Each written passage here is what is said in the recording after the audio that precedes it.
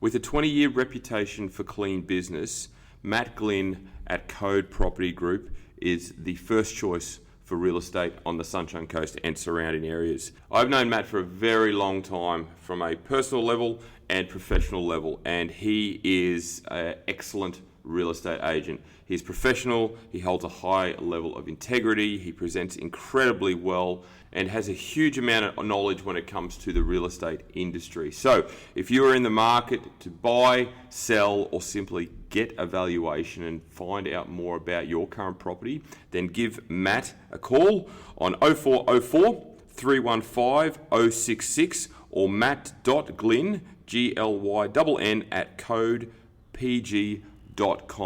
You won't be disappointed.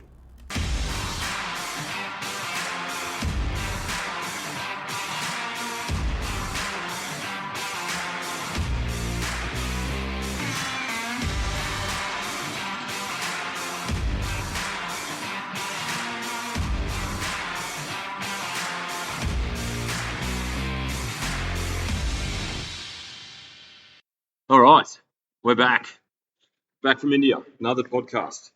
So I've wrangled Joey in once again. I think you're a regular now. Somewhat, yeah. So it's always good to catch up, but sitting here in the hotel, we've taken an opportunity to do a bit of provide a bit of content, and we literally just had a training session this morning with Edwin. Shout out to him, and relentless strength, and Joey put him through a pretty brutal leg session. I think he ducked away at one point and had a little vomit, but I'm not sure if that's actual factual or not. I think I've actually come off second best. I'm struggling. I'm going overboard.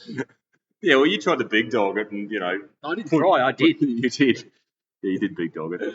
But I thought, because he was filming for his YouTube channel, so he was asking us a lot of really good questions in relation to training and bodybuilding and physique competition and stuff. And I thought that some of the content was really good. So while it's fresh in our mind, let's have a chat about it, and let's sort of break it down into training principles. So just primarily based around body recomp and bodybuilding, because obviously for general pop it's a little bit different. But if you're trying to develop your physique, whether it be for bodybuilding or just in general for body recomp, the training principles tend to be a little bit different. So Joe, first off, let's talk about the basic movement patterns.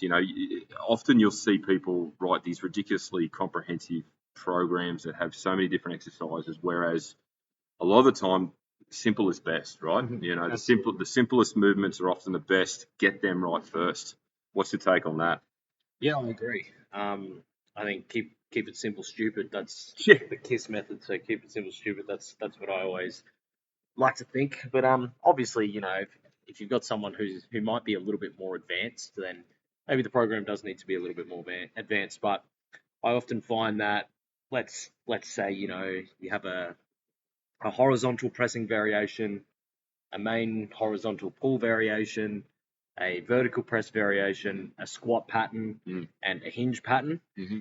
It doesn't necessarily matter in terms of which exercise you use for those, as long as it's an exercise that is comfortable and can give you good stimulus towards the target tissues that you're after. So, for example, some people might not be built for a barbell back squat, but they may be more suited to something like a Smith machine squat or a hack squat, pendulum squat, or even something like a leg press as a main lower body pressing movement. But I guess the point is, they're all very similar in terms of the pattern of movement. It's just about finding the specific exercise within that pattern that is most comfortable and that can give you the most bang for your buck. You give two people a barbell squat, one might get a ton out of it and the other not so much. Yeah. They may even get injured. So I think, yes, keeping it simple in terms of the movement patterns you utilize, but then you can take it to the next level and I guess use different variations to maximize your training or that specific exercise.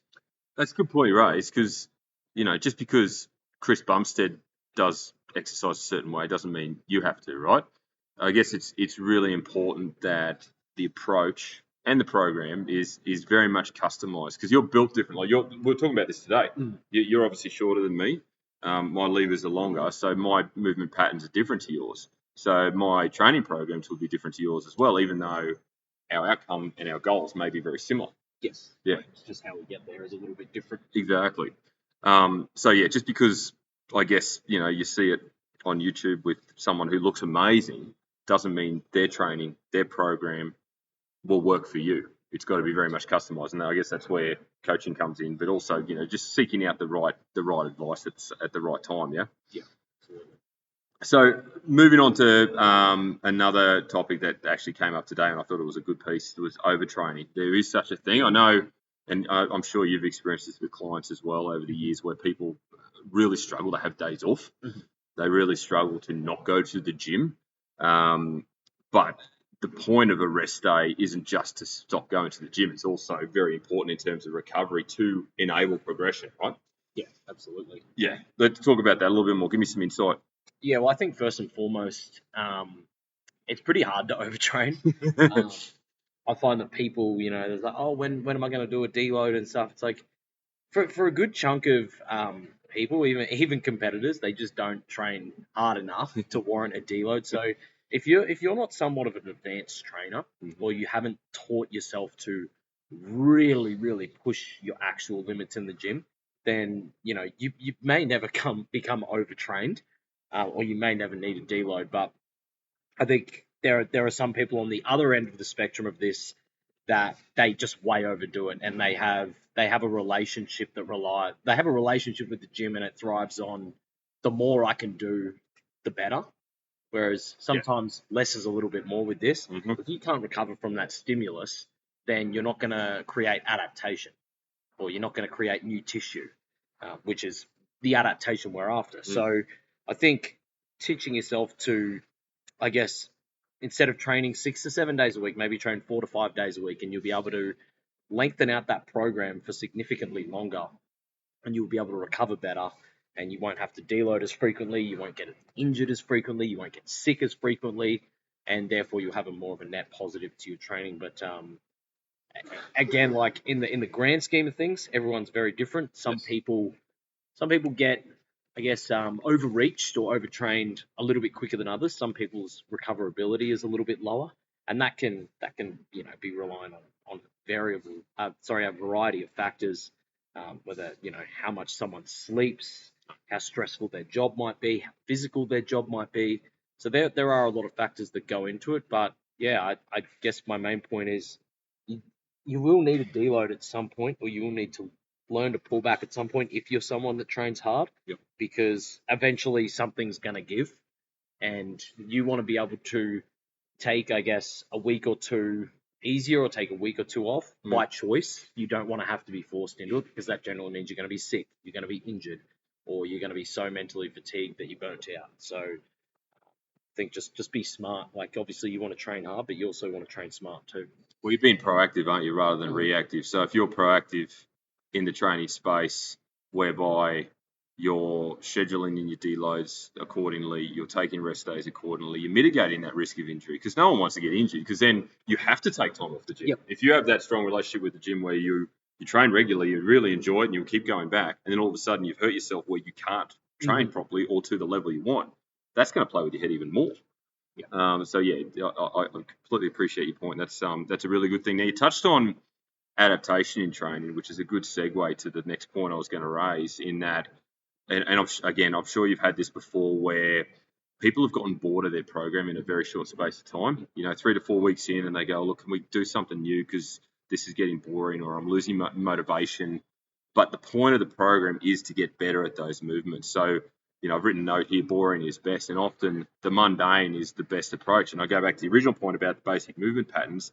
Get those patterns right, the hinge, the squat, the press, and the variations of. Yeah. Do you find it the same way? Like, boring is best for a lot of people, but you still have to customize to work with that individual? Yeah, I think boring is best. T-shirt, I would say I wouldn't say boring is best. I would say repetition is best. Yeah.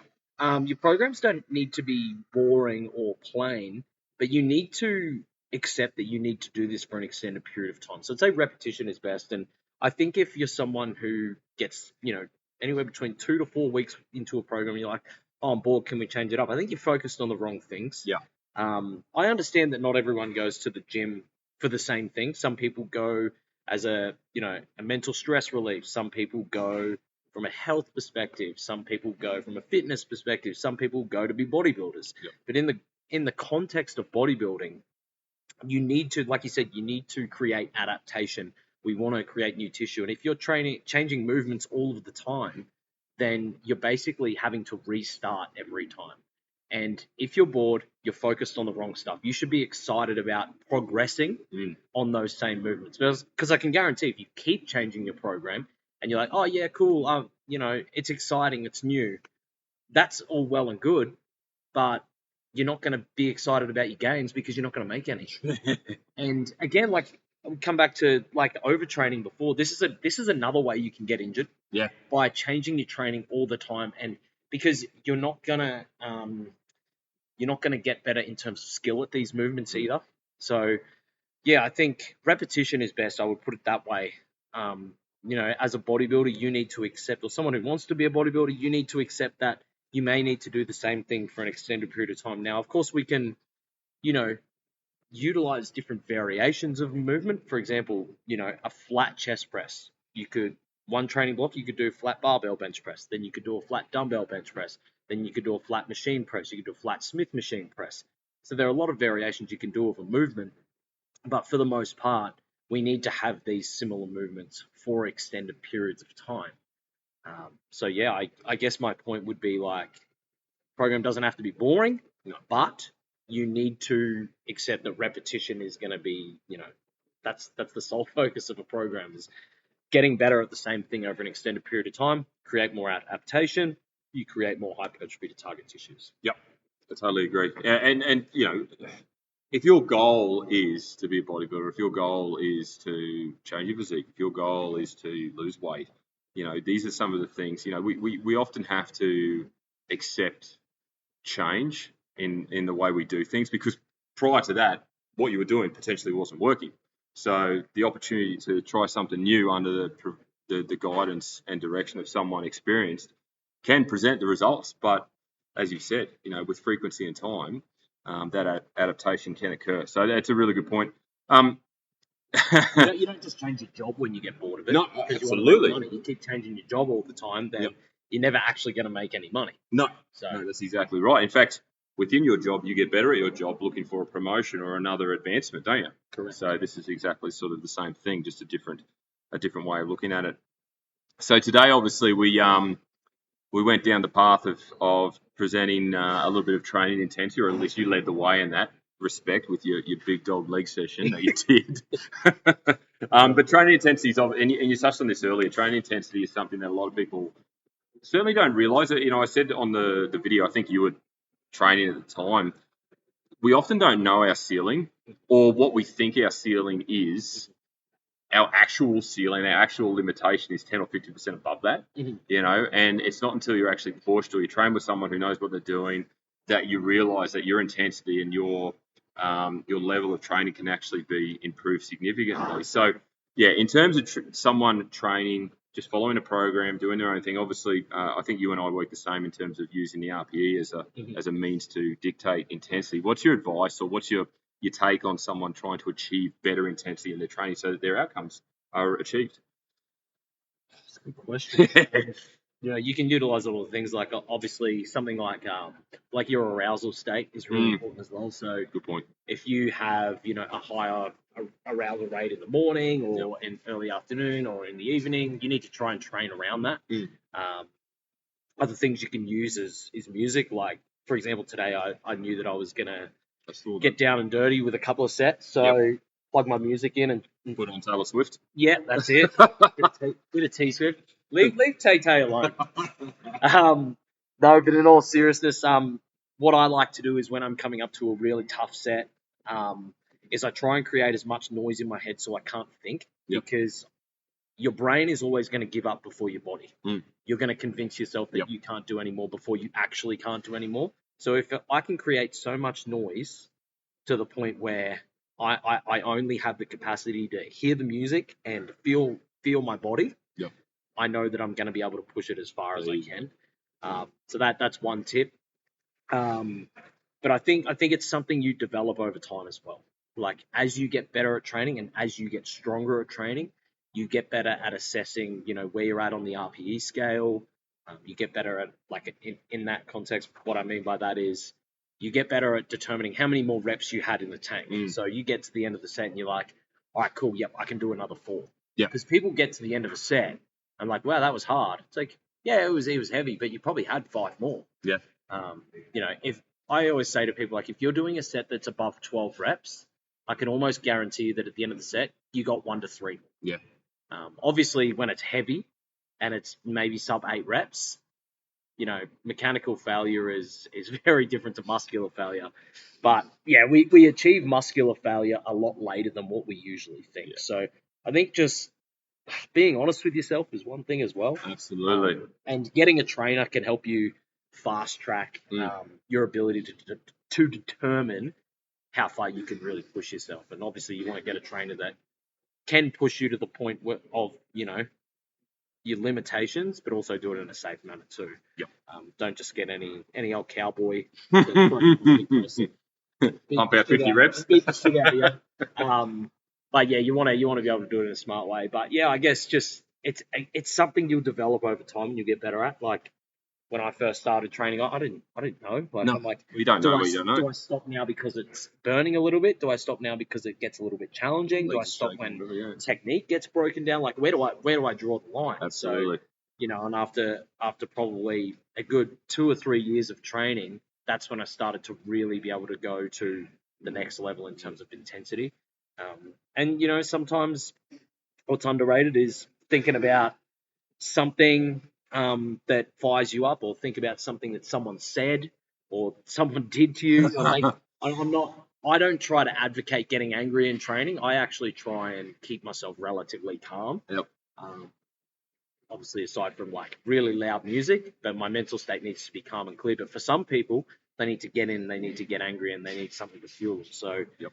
I guess just do whatever you're required to do, essentially. But yeah, it's just something you have to get better at over time. Well, that's probably just rambling now, but no. You've raised a good point. Like, the approach to quality high intensity training is different for everybody. As you said, some people need to get angry. You see Lane Norton storm in from 50 meters away to do a deadlift. That's his approach.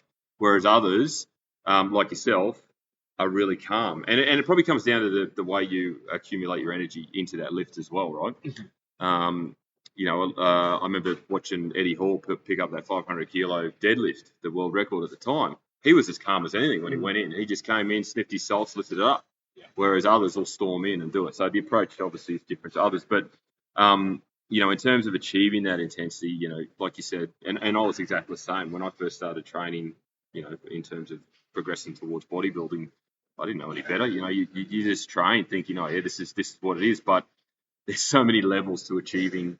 I guess it's an evolution. It's an education as well. You're learning as you go. I can actually push harder. I can go harder. I can drop it back 2.5 kilos and get out 3 more reps. Which gives you better volume. So yeah, but if you're unsure, or if you, I guess, are just wanting to achieve a better physique, or your desire to achieve a greater outcome in the gym, ask the question, seek advice, get from a good trainer, not necessarily, like Joe said, a cowboy to guide you along that way. And you'd be surprised, like, you do face-to-face like I do, and a lot of first-timers or greener people that come in are, I wouldn't say pleasantly surprised, but they are surprised at how harder they can go when they're told, right, no, you got 5 more. Yep. No, I'm putting more. That's too heavy. No, it's not. You can do this. Yeah. Those sorts of simple attributes to their training go a long way. And then they come back and they realise they're strong, and then their confidence builds. Yeah. So it's a ripple effect. We mentioned before about overtraining. So how important is a rest day in the grand scheme of things? If we're talking, 12-month progression in terms of getting to bodybuilding stage, or even just developing your physique so that you are putting on lean mass, a rest day, a rest period, a deload, why should we take it? Why can't we train 7 days a week? Well, I know you have touched on this, but I want to... I mean, you can if you want. You just might not make gains as fast. Yeah. But I would say, obviously, like the gym is not where we necessarily grow. Yes. We grow outside of the gym, so we grow when we consume good quality protein, enough calories, good fruit and veg, micronutrients, etc. and we also grow via rest, sleep, recovery, and stuff like that. So the gym is where you sort of create, I guess, the base to grow, but then a cake isn't complete without icing, right? So well, I mean, you could still eat it, but it won't be as good, won't be as big either. No, that's right. So the rest is what really will the rest and recovery, and what you do outside of the gym will really dictate how much you're able to grow or your ability to put on muscle. Yeah. So if you can't recover from what you do in the gym, you're never going to adapt. You're not going to improve. You're probably not going to get much stronger. Your muscle gains will be a little bit slower. So personally, for me, I actually don't train any more frequent than 2 days in a row. Yeah. Okay. If I do 2 days in a row, I'll rest on that third day because I find after 3 days, look, if I absolutely have to do it for whatever reason, I can do it. Yep. But I've historically, and I've been doing this for a long time, everyone's a little bit different, and I've found that if I train 3 days in a row, I'm actually quite beat up on that fourth day. And I like to think I train pretty hard. Yep. So I find that when I get to that third day, I'm fanging for that rest. Yeah. The 2 on 1 off, 2 on 1 off, 2 on 1 off. And I find that when I get to that fourth day after that third day rest, feel pretty good again. That's a good point you raised, because obviously you're really in tune with your training, you're really in tune with your body, so you know when you need that rest day. So when it comes to advanced lifters in your stable, do you collaborate with them in terms of that? Like, because they obviously know their body better than anyone, right? Even though you've been working with them a while, and they go, look, I just feel beat up. Can I schedule a rest day here when I'm due to train? You sort of talk openly about that? Yeah, I mean, I like to personally use a deload if someone gets to the point where they're just completely beat up. Like, right, we'll run a deload week, but a lot of my clients have been working with for long enough that I know exactly when they're probably going to need a deload. Yep. You can start to see symptoms as well. You can, like resting elevated resting heart rate. That sits a little bit higher. Maybe like a slightly disrupted sleep. Digestion's not as good. Obviously feeling a little bit more tired than usual. Performance may start to stagnate or decrease. So there are a lot of things you can use. Even like if you're in a fat loss phase and you're quite overreached, you might hold a little bit more fluid. You might be a little bit more inflamed. So maybe scale weight doesn't go down or even starts coming up a little bit. So there are a lot of things that you can use as a marker, or I guess a measurement, to determine whether or not you need a deload. But if you need a deload, you probably realize it pretty quick. So I personally like to initially have a set deload, say after 6 to 8 weeks, and then after a couple of cycles of programming for that specific client. By that point, I know when they start to feel beat up in a certain training program. So then I can start setting them a bit more accurate. Or if someone's a little bit hit and miss, I say we'll do reactive deloads. So once you get to we'll check in every week, and if you at that check-in you're displaying a lot of these symptoms that I just mentioned, or just based on your feedback you're feeling beat up, we can make a decision there. But deloads, rest days, how you recover outside of the gym is extremely important. And if you don't prioritize that and you're just all about what you do in the gym, you're probably going to sell yourself short. How often does my wife get a deload? Does she earn one enough? Every 6 to 8 weeks. But again, like for some people, like they may have things happen during a training block where they had to miss a few days, or they had to have a light week because they were sick. So again, these variables may dictate whether or not someone needs a deload at the end of a training block. You may have already essentially had a forced one halfway through if you were sick, or you had a lot going on in your life, work was crazy or whatever. So that's why like deloads for the most part should be reactive, as opposed to just having a fixed time frame of whether you need a deload or not. Yeah, absolutely. Fair point. And there are heaps of ways to deload as well. You could do a light week in the gym. You could only do a couple days. You could pull back your volume by 50%, or you could just have a week off. Personally, I just take a week off. I was literally about to say that. Have you had anyone, or do you know anyone that does that? Because I've got a few, and that's what I recommend. A lot of my clients don't like to, because a lot of them are athletes, and they're obsessed with training. So telling them to take a week off is almost. But do they struggle to train at less intensity in that deload week? They do. But that's lesser of two evils. But they understand the importance of it. You educate them so they do respect it. But for me personally, I don't have like a relationship with the gym where I have to be there. Yeah. I love going to the gym, but I don't have like an obsession with it like some people. So Yeah. for me, I just take a week off if I feel really beat up. Yep. But as long as I don't train too many consecutive days, I generally find I probably won't need one for a good 2 or 3 months. Yeah, nice. All right, cool. All right. In relation to, so let's get a little bit more specific and building up like weaker body parts and stuff, because we touched on calves today, which was quite entertaining, to be fair. But it raised a good point because obviously genetics play a role in the development of your physique. I've got a couple of clients who just have these ridiculously big shoulders. They have no interest in bodybuilding, but the way their makeup is, they're just broad. It's outstanding. So some people just are obviously blessed with good genes in that respect. But if it's an area that you want to build on, what's the sort of fundamental rules about bringing up weaker parts? Are we talking just sheer volume over the course of a week and over the course of a program, variation in training, or is it simply just a case of you just need time? Or probably all three? I think it's a combination of all three. Yeah. In terms of how more you train it than the other muscle groups or how frequently you train it depends on how stubborn this muscle group is. Yep. I've heard of people, I got a good friend of mine.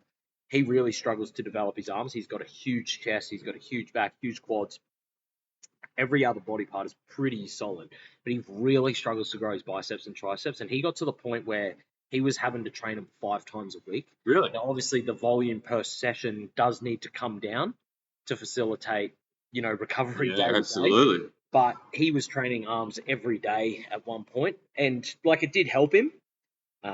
But some people, it's trial and error, obviously.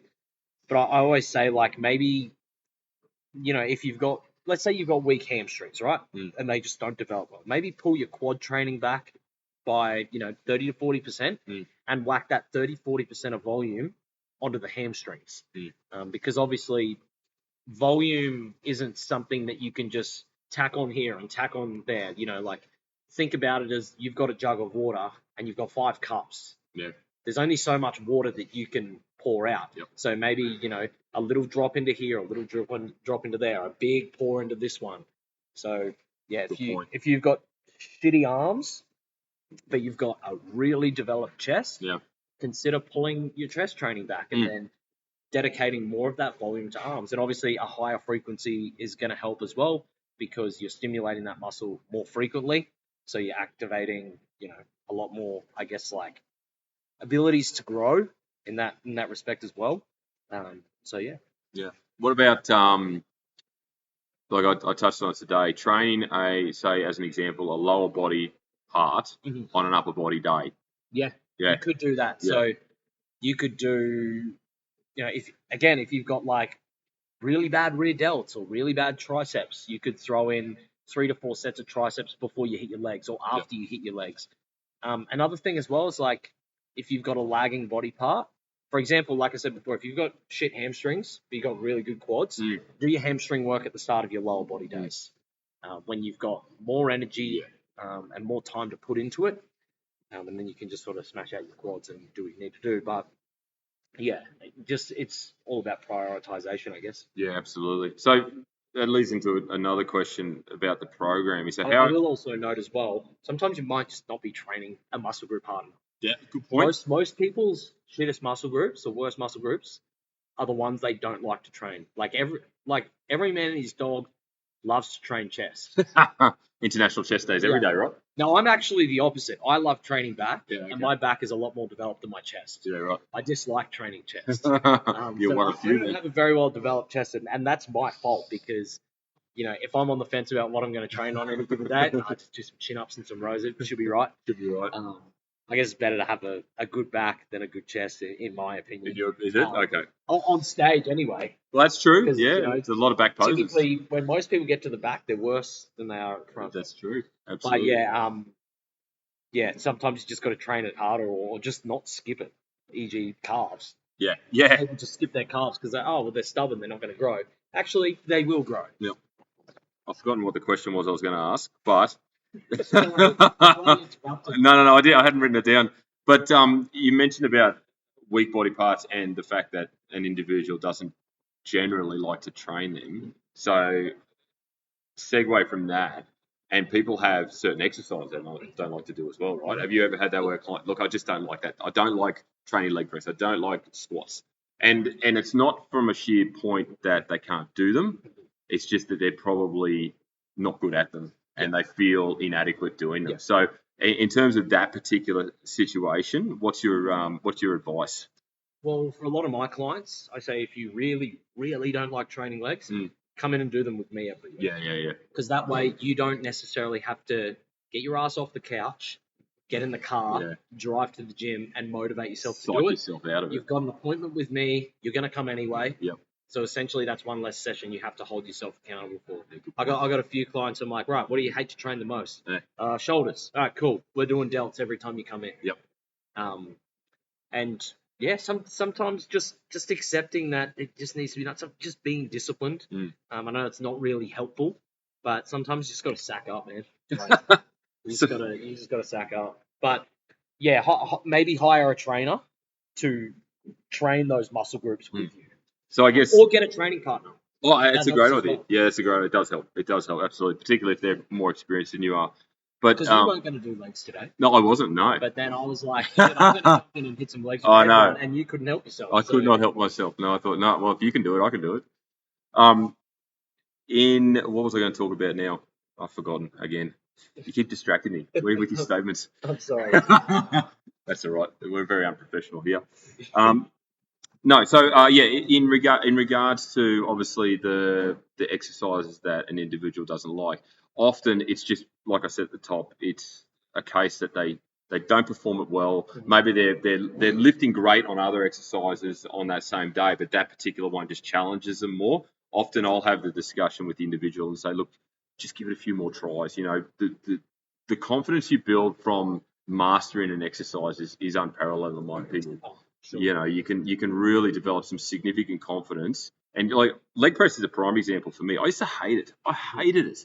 And it probably come down to my long levers and how awkward I felt in the exercise. But over the years, I've progressed. I can lift reasonably heavy, I consider, but I think my mobility has improved as well. So there's a lot of byproduct positivity to come from that as well.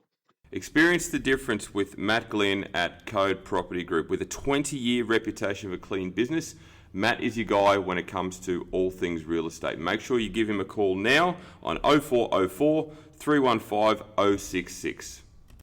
Going back a step, program order. You mentioned this before about like doing weaker body parts at the start of a program. How important is the structure of a program, like a day of exercises, in terms of the outcome? Because obviously, you know, particularly if you're trying to achieve, you're trying to develop your physique.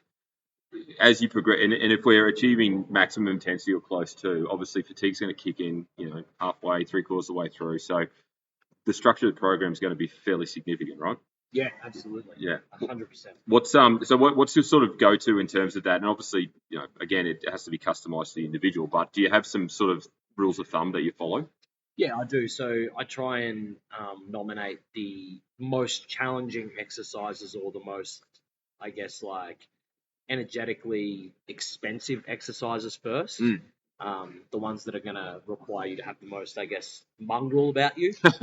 So, you know, for example, for a leg session, you probably want to start with a squat variation and or a deadlift variation. Yep.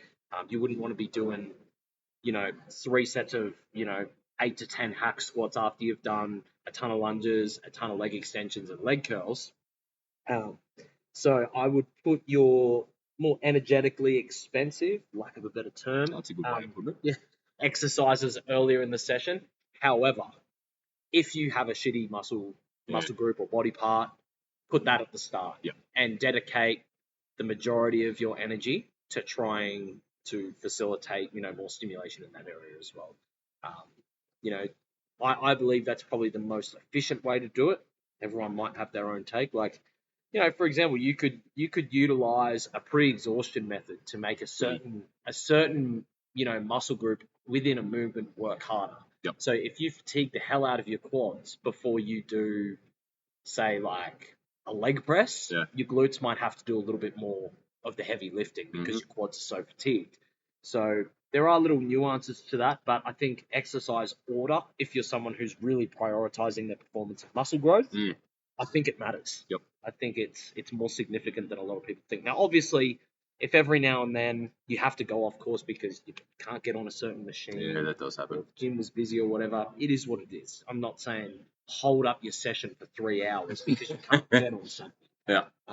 But yeah, it does matter for the most part. I think it's important. It is very much so. That's a good point you raise about because that happens a lot. I get that a lot in feedback about, oh, look, I couldn't get on this gym equipment. Yeah. The gym, because people go at busy times, right? Yeah. That's typical. They go during peak time, so they can't always get on the equipment they want. So they don't want to waste time. They're there for a certain period. Yeah. Just move on. Yeah, exactly. Go back to it. Exactly. And now look, if my advice based on if they can't get on that machine, and we've seen it, like I've seen people, and I won't, get specific, get on a leg press, sit on there for friggin' what seems like 3 hours, take a few photos and bugger off, without actually lifting anything. That's worst case. Just call me out. I knew it was for Instagram. I knew it. Or maybe it was like TikTok or maybe OnlyFans. I'm not too sure what you do these days. I'm not too sure. If anyone wants the link, let me know. Yeah. Give me the link. Give me 3 months free.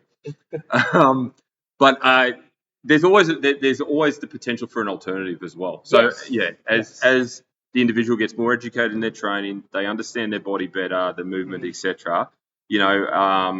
As an example, you can always perform a hack squat with some dumbbells, heel elevation. You could switch leg press from a 45 to a horizontal. I know it's slightly different, but the movement pattern is still very similar. Still better than not doing it. Exactly. So, while this situation does occur a lot, there is an opportunity to still progress within the program and not miss anything out. Because, I know a lot of people hate missing a session, hate missing an exercise within the session. It feels incomplete. So, therefore, they walk away disheartened. So, do you have any other take on that in terms of making sure that you can complete the session? Sorry. Yeah, I'd say just an alternative is better than no alternative. Yeah. If you're only, if your option is like, well, I do this exercise or I don't. If I can't do it, then just do an alternative, man. Yeah. Like, if you can't get a bench at the gym for, chest day, get on a machine or do some dumbbells. Yep. Or just go and do some push-ups. Like, 100%. It's still better than not doing it. So, whilst it might not be optimal, it might require you to go off program for a week. Yep. It's still better than the latter. Absolutely. So, yeah. No, good point. And then I guess you've got I don't know if you've experienced this with clients where they can't complete the program, so they feel disheartened because there's that gap in their written program. And then it's a cascading effect. It is. You walk away, you kick stones, and then all of a sudden there's a spiral. So as long as I guess you've made an attempt, and look, at some we're victims of circumstance at some point. Exactly. If we can't get on the machine, you can't get on the machine. And if there's no alternative, there's no alternative. That's all right. If you're really, really, really banging to stay on within the order, ask the person if you can work in. 100%. Yeah, absolutely. Most people will not have a problem. Most civil people. Yeah. I've had people ask if they can work in them. Like, yeah, no problem at all. I don't care. That's right. They'd have to move the pin up a few. Yeah. Few notches on the way over. I don't know about that. We spoke about obviously rest days and deloads and stuff. What about rest periods? So, training intensity is high. This is a question I get asked a lot. What's the rest period? And there's been over the years, it's changed a lot in terms of sort of, I guess, what the research sort of dictates, but also, anecdotal evidence and opinion. 30 to 60 seconds used to be a rule of thumb. Then it went to 90, 120, 3 to 5 minutes now for compound. Where do you sit in terms of the rest period? And obviously, it differs from exercise to exercise. Yeah, I think, recoverability, intraset recoverability from person to person is going to differ because it can be based on several factors like how much glycogen someone has available, how fit they are, and their genetics as well. I guess how well they tolerate, high intensity exercise. But I've always found that it doesn't, generally speaking, obviously we have intensity methods where we do drop sets or blood flow restriction and that kind of thing. But as a general rule, I always say to people, rest for as long as you need to, so you feel like you can perform just as good as you did the previous set. Now, obviously, that's not always going to happen, and there is a limit to that. Like, we don't want to get to the point where we're going cold or taking the piss. Yes. So I often say to people, like, if your rest periods are longer than 3.5 to 4 minutes, you're probably taking too long. So I say to most people, like, big, heavy compound movements, maybe you need 2 to 4. Isolations, maybe 1 minute to 1.5 minutes, maybe upwards of 2 minutes. Yep. But again, like, as a general rule, I say, look, if you need up to 3, take 3. If you genuinely only need 90 and you are pushing those sets, take 90. Yep. But like I said, we've got other methods of training where we focus more on, like, metabolite-based training. So something like blood flow restriction, where we're constantly challenged by a lighter load. Yes. That means you would need to rest less frequently or for less time. So blood flow restriction would typically be 4 to 5 sets as a general rule of thumb, 15 to 30 reps per set, and you would only rest 30 to 40 seconds between those sets. Yep. But generally speaking, just as long as you need to be able to perform as well as you can. Absolutely. Without taking the piss. Without taking the piss. So, okay, so here's an example for you. Athlete A is people go to the gym for various reasons, but a lot of the time there is a social aspect to it. For sure. So distraction can be a prominent factor. They get in, they see old mate, pump out one set of leg press, walk over, have a chat. Next thing you know, 10 minutes has gone by. Yep. Or you're on your phone and you get down, start and go down the scroll hole, and you all of a sudden you're watching, so many reels. And then old mate next door's getting angry at you for taking so long. But the point of this point is that time can get away from you pretty quick. And I guess by having longer rest periods that you hadn't planned for, like you said before, you go cold, therefore you heighten the chance of injury, but also performance can decline significantly as well. And your arousal goes down, Yep. You're not feeling as motivated, and it really can just kill the session. Yeah. So I think if you're someone who's really serious about their training, you need to make a point of not getting distracted. Yep. And I'm not saying you have to be an arsehole to people when they come up and chat to you. No. But when they're chatting to you, if it's been a few minutes, just like, just let me do my set quickly and I'll have a chat to you in a minute. Yep. That's what I say to people. I'm like, just give me 1 sec. I'll just knock out this set and we'll continue. Absolutely. Because at the end of the day, you're there to do a job. Yeah. Not everyone's the same. Some people do go to the gym purely for the social aspect. It's a place where they can see their best friends and they can catch up on the day or the week or the month or whatever. But if you're there to take it seriously and make some gains, then you need to set boundaries for yourself around how you communicate with other people, how often. Yep. I personally just put my headphones in, and if I know someone there and they're gonna come up and talk to me, I do my best to avoid eye contact. But I would imagine that it happened to you a lot. Like, it happens to me a lot because I train at the gym where I stopped training at a certain gym because a lot of my clients did it. And that's not to say that I don't like my clients. I love all my clients, but I'm in there to get a job done. And as you know, I'm someone who's already short on time as it is. Yeah. I don't have time to be spending 2 to 2.5 hours in the gym. Generally 60 minutes, upwards of 90 minutes. Like, that's pushing it for me. So I like to get in, have an effective session and get it done. And if you want to catch up, we can catch up after a session. We can catch up on another day doing something else. So that's your time. Yeah, you've got to set boundaries for yourself. And like you made a really good point, it's your time. It's not someone else's time. Yeah. And if someone loves to have a chin wag, good for them. Yeah. But if that's not what you're about, then just say, anyway, I better get back to my session. Yeah. I'll chat to you after. Absolutely. So just set those boundaries and, stay with them. Yeah. All right, controversial question in terms. Oh, no, maybe it's not. In terms of male versus female training parameters, is there obviously, if we're targeting female or male physique development, obviously it's going to be different. But do you necessarily change the intensity? Do you change the structure of the program to suit the individual, whether it be male or female, or is it relatively similar across the board, just depending on the individual themselves and their level of experience and things like that? Yeah, I think initially when you start with someone, don't treat them as a male or a female in a sense of how you set up their training. Just treat them as a person. Yep. and set up their, because like you can't figure out how someone responds to anything if you don't create some sort of baseline. Yep. So I'm not saying have a generic program where you send out, and obviously you want to personalize it as best as you can, but don't get fixated on I've got a female here, so I need to make sure their training volume is a little bit higher, or their rest periods are a bit shorter. 10 sets of hip thrust or something. Yeah.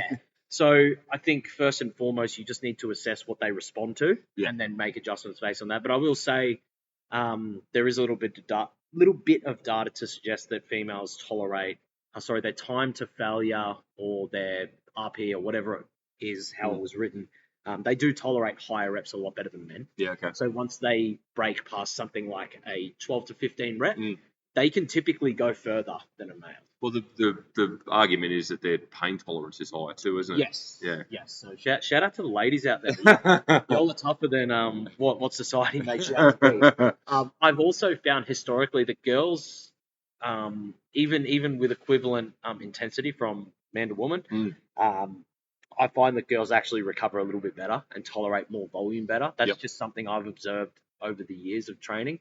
And they also typically don't need as long a rest. That's interesting. Okay. Whether or not that's backed by research. Like research in general suggests that longer rest periods are better. Yep. There has been studies, and I think that's just purely because you perform better if you've rested a little bit longer. For example, if you rest for 60 seconds versus 3 minutes, you're going to perform better. But I've found over time that females are a little bit better in those aspects I mentioned. Yep. But like I said, don't necessarily just assume that's going to be the case, because everyone is so different. X female versus Y female, they're both going to be completely different. They may have different levels of fitness. They may have different, history in terms of injuries or medical conditions and stuff like that, which requires them to train a different way. So don't always just assume. Create a baseline and then manage it from there. It's a good point you raise, and it segues really nicely into, and I think you've touched on this earlier in relation to time and patience, or we might have even spoken about today. The longer you work with someone, the more intimate your knowledge of them becomes, right? Correct. Their training, their recovery, their performance, obviously nutrition response as well.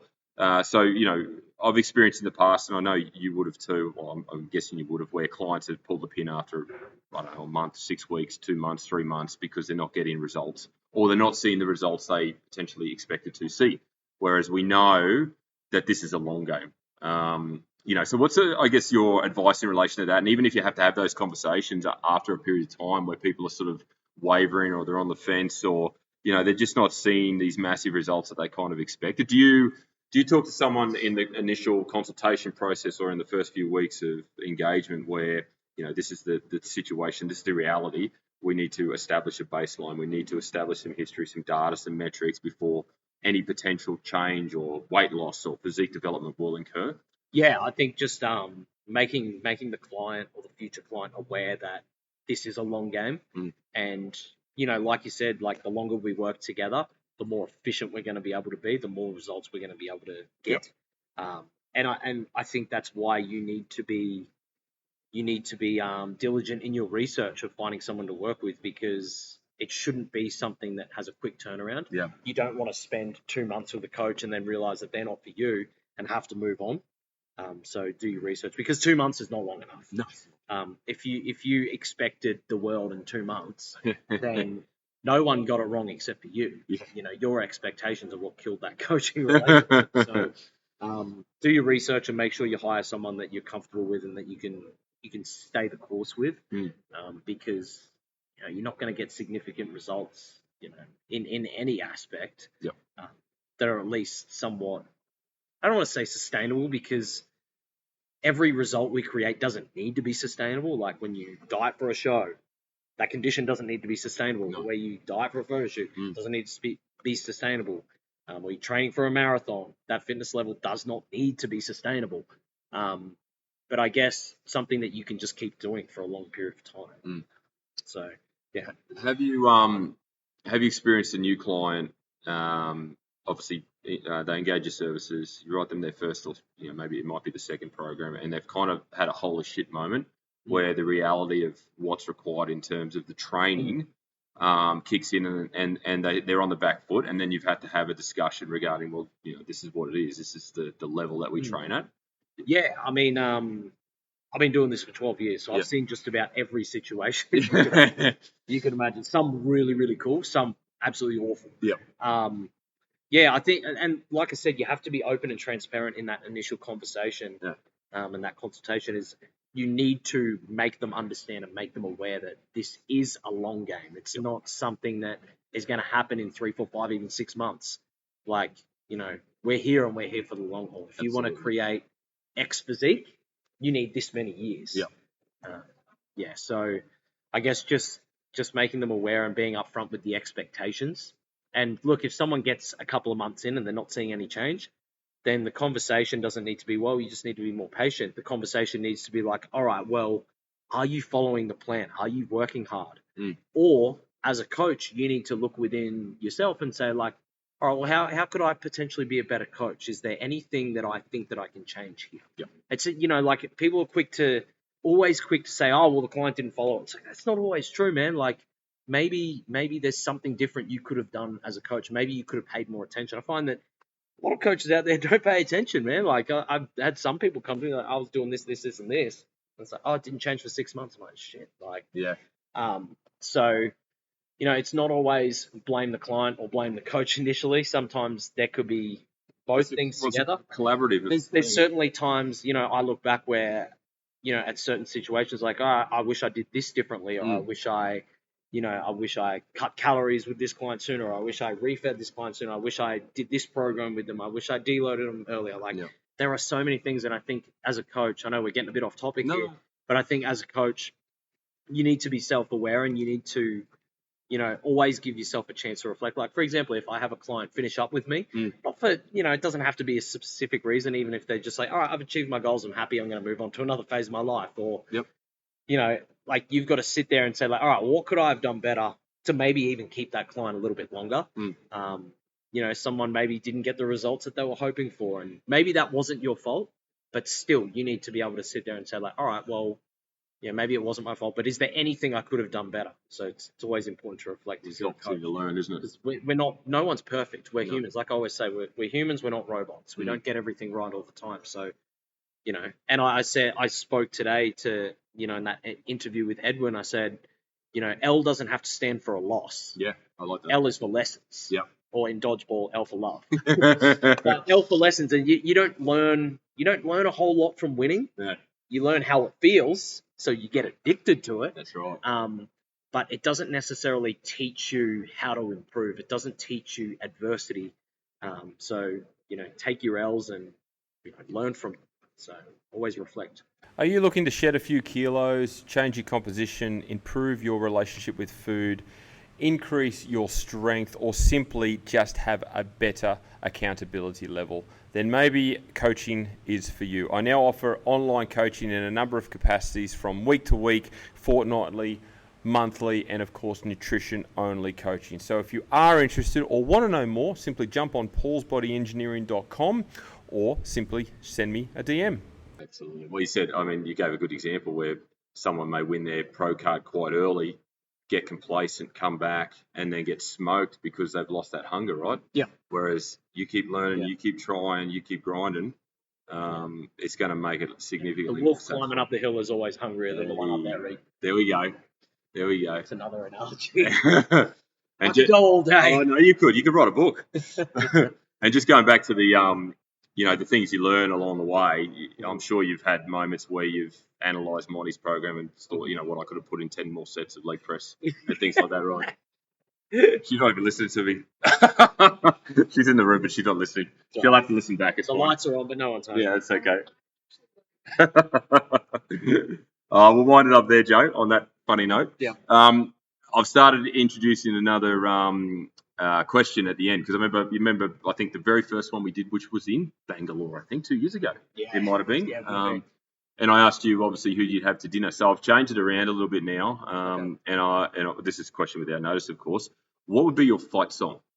Fight song? Yeah, so if you're coming out, if you're a wrestler, a fighter, an MMA athlete, whatever, what's the song that you're walking out to, and it's probably going to be the song you put on today doing your leg press. Yeah. That's going to amp you up to go in there and be a beast.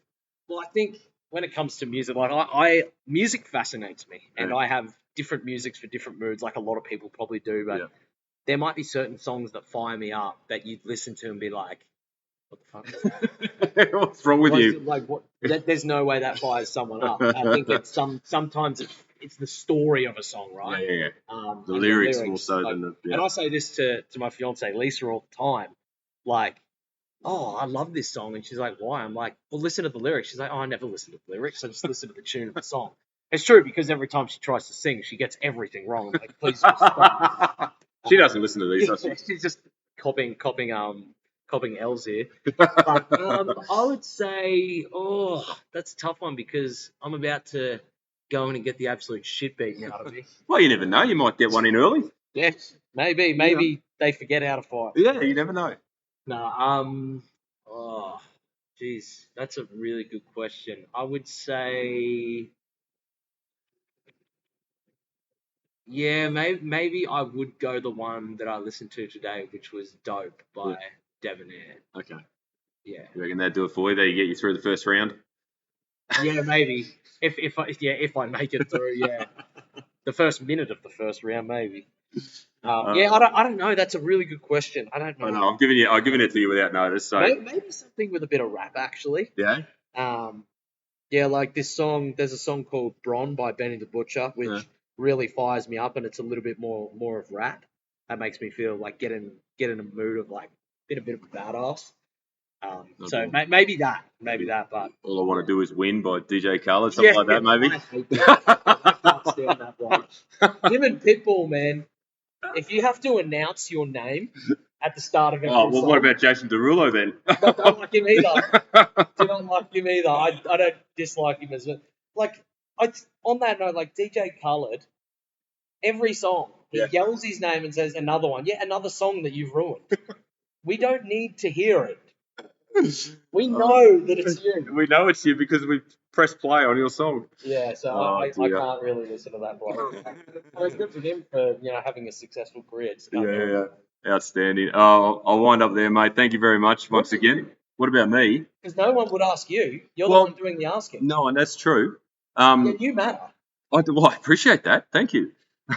You hear that, Monty? I matter. People should stop taking you for granted on this podcast, Paul. I appreciate that. He asked me this question the other day, and I didn't ask him back. No, she didn't. She had her answered. Like, she knew straight away.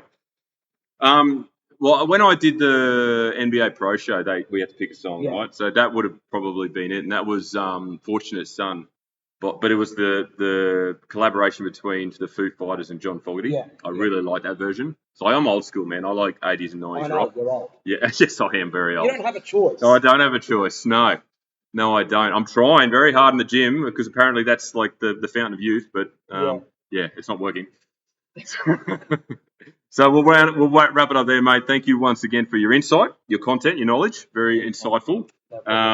If you've enjoyed this podcast, obviously share it across your stories. Tag someone who might be interested, who may need to learn a little bit more about training and the principles of training. Joey, your Instagram's Joey Cantlin PT. Correct. There we go. Follow along because he's got some pretty funny insight, and he's becoming somewhat of a content king at the moment with his reels. Yeah, and I've done 3 reels now. So look out. Look out. Say things are getting pretty serious. It is getting serious. Yes, I think Instagram will come knocking for some advice. But other than that, thank you once again. Please tag and share as well. If you're interested in any of my coaching services, jump on paulsbodyengineering.com. Otherwise, as I say to every client every single day, have a great day.